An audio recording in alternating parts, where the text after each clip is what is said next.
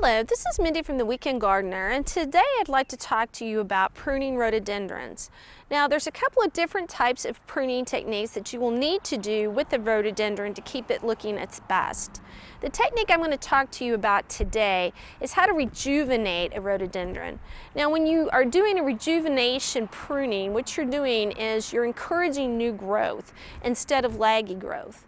And this type of pruning is great for older rhododendrons or rhododendrons that have just gotten out of hand like this one.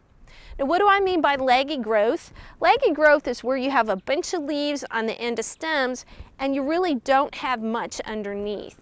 You want to encourage bushiness of any type of shrub, and the way you do that is you prune back the length, which encourages growth along the stem or even coming up from the roots. Now, older rhododendrons, you can actually take the stem down to 6 inches above the swell line. But a cautionary word with that though, just try it on a branch or two before you go crazy over the entire rhododendron.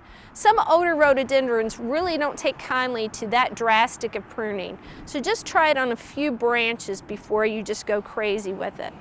The type of pruning I'm going to show you today is where you just prune down to a lateral bud. Now, you may wonder, what is a lateral bud? A lateral bud is one that comes off a branch sideways, and that's why it's called lateral. Nipping off a branch down to a lateral bud will encourage a lot of new growth. And instead of having a laggy plant, you're going to have a nice, full, lush, bushy plant. So this season, don't neglect your rhododendrons because you're afraid you can't prune them. You can prune them, but make sure that any type of pruning that you do occurs after the plant has finished blooming.